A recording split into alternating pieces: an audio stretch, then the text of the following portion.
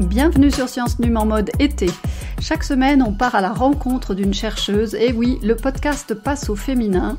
Télécom Sud Paris s'est demandé comment attirer davantage les femmes dans les formations d'ingénieurs et les métiers du numérique. Une idée qui est née à partir de l'exposition de portraits artistiques de chercheuses. Elles se sont prêtées au jeu du podcast pour partager leur passion pour les sciences, leur parcours et leur vie de scientifique. Notre invitée aujourd'hui, Mireille Sarkis, interviewée par Adeline Kubert des Passionnariats. Merci beaucoup Mireille d'accepter mon invitation pour converser ensemble. Pour commencer, peut-être une confidence. Quel métier vouliez-vous exercer quand vous étiez petite fille? Alors petite, comme beaucoup de petits, on a nos parents qui sont nos modèles. Et moi, mon papa était un officier dans les forces de sécurité intérieure dans mon pays, le Liban. Et toute petite, au début, je voulais être comme lui. Donc dans la sécurité? Oui, plutôt dans la police, donc la gendarmerie, mais pour protéger les citoyens. Quelle a été la suite de votre parcours scolaire et parcours professionnel? Donc, comme vous avez vu, je suis libanaise et française par naturalisation. Donc moi, mon diplôme d'ingénieur, je l'ai obtenu au Liban, à l'université libanaise, faculté de génie. Et j'ai voulu poursuivre encore plus mes études supérieures. Donc je suis venue en France pour faire un DEA, diplôme d'études approfondies, donc l'équivalent d'un Master 2 aujourd'hui. Je l'ai fait à Télécom Paris, dans les systèmes de communication numérique. Et par la suite, j'ai poursuivi en thèse, donc en doctorat. J'ai effectué ma thèse à Orange Labs et j'ai obtenu mon diplôme aussi de Télécom Paris de doctorat. J'ai poursuivi encore en post-doctorat à Télécom Paris pour 1 an et quelques mois. Et ensuite, j'ai travaillé 8 ans au CEA sur le plateau de Saclay. Et je n'ai rejoint Télécom Sud Paris qu'en décembre 2018 en tant que maître de conférence où je suis actuellement enseignante-chercheuse. Quels sont les principaux domaines scientifiques qui sont les vôtres et pourquoi ils vous ont attiré? Donc moi, en fait, je m'intéresse aux transmissions, à toutes les techniques de transmission, de protection, d'allocation dans les systèmes de communication numérique, que ce soit dans les réseaux cellulaires 4G, 5G, ou que ce soit dans les réseaux Wi-Fi, les réseaux de capteurs de façon générale. Et je m'intéresse à savoir comment transmettre efficacement, comment protéger l'information, comment la traiter, pour que, et donc on propose des résultats qui permettent d'étudier les limites fondamentales des systèmes, mais aussi comment les mettre en pratique, comment proposer des choses qui peuvent atteindre ces limites. Et ce qui m'a attiré dans ça, c'est que au début, les systèmes de communication sans fil, d'abord dans mon pays, m'intriguaient, comment ça fonctionne. Et ensuite, quand j'étais à l'université pour faire mon diplôme d'ingénieur, les cours comme le codage, comme la théorie d'information, ça m'attirait, ça me parlait, et je voulais comprendre mieux ces choses-là, et c'est ce qui m'a un peu guidée dans mon choix de ce domaine-là. Est-ce que vous voulez rajouter des choses là-dessus? Alors, je travaille un peu sur, donc j'ai dit le traitement de l'information et les limites fondamentales des systèmes. Donc je m'intéresse aux systèmes, par exemple, d'alerte, de décision, où on doit prendre des décisions, savoir si on est dans une situation normale ou une situation qui est une situation à risque, voilà. Et on étudie dans certains scénarios les limites fondamentales de ces systèmes pour pouvoir, sous des contraintes de sécurité, sous des contraintes de ressources, qu'est-ce qui est disponible pour pouvoir transmettre sur ces systèmes. Donc on étudie un peu les limites de ces systèmes pour essayer des résultats nouveaux dans ce domaine-là, pour un peu avancer sur ce sujet. Et par ailleurs aussi, donc la sécurité un peu, c'est un sujet qui m'intéresse, que ça soit au niveau théorique ou aussi que ça soit dans les réseaux où on a des intrusions et on veut détecter ces intrusions. Aussi, comme je l'ai dit, dans les systèmes de communication en général, les capteurs, les réseaux cellulaires, je travaille sur comment optimiser, comment pouvoir transmettre efficacement sur ces systèmes-là. Pour après, j'imagine, les améliorer. Oui, bien sûr. Donc ce sont des systèmes qui sont certainement utilisés à terme par des gouvernements, par des services de sécurité aussi intérieurs. Oui, tout à fait. Pour des problématiques peut-être liées au terrorisme ou à des sujets comme ça, sensibles. Ça peut être lié à ça, et ça contribue en fait.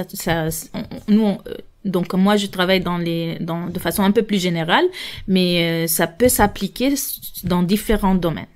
Ça peut s'appliquer, par exemple, pour les véhicules autonomes. Il faut, pour les conduites autonomes des véhicules, il faut savoir détecter des situations à risque, comme vous l'avez mentionné, par rapport à des situations normales, comme ça peut s'appliquer dans des situations de crise où il faut gérer cette crise-là.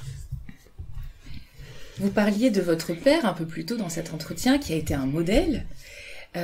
Quelles ont été les femmes scientifiques, notamment, qui ont été des modèles pour vous? Donc comme mon père, ma mère c'est un peu scientifique, donc c'est mon premier modèle femme parce qu'elle était prof dans l'éducation nationale au Liban, donc d'abord dans les maths, puis dans des matières plus littéraires. Donc je l'admirais, je la voyais préparer avec soin ses cours, je l'accompagnais parfois en fin d'année. Et puis en France, on ne peut être qu'impressionné par un modèle de femme célèbre qui est Marie Curie, parce qu'elle a quitté son pays, parce qu'elle pouvait pas avoir l'éducation là-bas pour les femmes, et elle est venue en France et elle a accompli de belles choses. Elle a fait des découvertes exceptionnelles et elle a eu 2 prix Nobel pour ses travaux en physique et en chimie. Et donc c'est un modèle exceptionnel pour moi et pour plein de femmes, j'imagine. Mais aussi toutes les chercheuses que j'ai côtoyées et avec qui j'ai pu peut-être travailler, collaborer, ou même que je connais juste de nom sur les papiers que j'étudie, je trouve qu'elles sont exceptionnelles pour les parcours qu'elles ont accomplis. Si justement vous aviez une jeune femme devant vous aujourd'hui qui souhaitait s'engager vers cette voie, pour être demain une de ces femmes qui signent ces papiers dans les revues que vous utilisez pour vos recherches. Quels conseils vous pourriez lui donner? Donc d'abord, je lui dis que si c'est ce qui l'intéresse, c'est ce qu'elle aime de faire, qu'elle aille jusqu'au bout de ses rêves et qu'elle l'accomplisse avec passion, qu'elle travaille sur les domaines qui vraiment la passionnent, elle, parce que c'est là où elle va réussir et elle va pouvoir accomplir des belles choses, et que surtout qu'elle persévère, malgré les difficultés, les doutes qu'on peut avoir parfois. Merci pour ce beau partage. Vous parlez de doutes, vous parlez de difficultés. Elles sont inhérentes effectivement à tous les métiers. Mais qu'est-ce qui vous met en joie? Qu'est-ce que vous préférez dans votre activité qui vous donne envie de vous lever le lundi matin pour aller traverser votre semaine? Je dirais surtout c'est un peu la liberté de faire ce qu'on aime et de travailler sur des sujets qui peuvent nous passionner. Et donc on a cette flexibilité dans ce métier, mais aussi en même temps, comme la recherche alimente l'enseignement et l'enseignement alimente la recherche, donc de pouvoir partager ces connaissances avec nos étudiants à travers des cours qu'on leur enseigne, qui leur donnent un peu du goût de ce qu'on fait, nous, dans la recherche, mais aussi les doctorants qu'on encadre pour pouvoir évoluer avec eux, proposer de nouveaux résultats et peut-être à notre échelle contribuer à l'avancée de notre domaine scientifique. Merci, c'est passionnant. On va terminer avec la dernière question. Si vous aviez un blason, que représenterait-il et quelle en serait la devise? Alors je reviens à mes origines et étant libanaise, un blason qui m'est cher, c'est le cèdre du Liban. Et comme on le sait, le cèdre il représente la grandeur, la longévité, la noblesse. Et pour beaucoup de Libanais, spécialement, ça représente la mémoire, la liberté et l'espoir. Et à mon domaine, à mon niveau scientifique, j'interpréterai ces 3 mots par la mémoire, c'est juste pour se rappeler toujours le parcours que j'ai effectué, les erreurs que j'ai pu avoir et comment les améliorer pour l'avenir. La liberté, c'est parce que je suis libre de travailler sur ce qui me passionne et de décider et d'assumer mes décisions par la suite. Et l'espoir, donc bien sûr dans l'espoir que mes travaux contribuent à améliorer mon domaine scientifique à petite échelle, mais aussi contribuent à me rendre moi-même aussi une meilleure personne pour le futur. Magnifique. Merci beaucoup Mireille pour votre participation à ce beau projet. Merci. Merci pour votre écoute. J'espère que la découverte de ce portrait sonore vous a plu. Il est issu de l'exposition La preuve par l'exemple de l'artiste Laura Bonnefou, produite par l'agence artistique Artwork in Promise.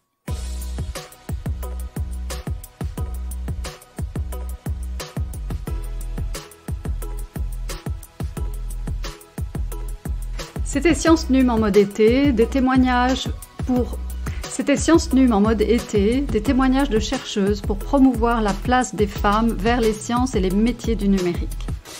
Rendez-vous la semaine prochaine avec notre nouvelle invitée, Mounia Lourdiane. À bientôt!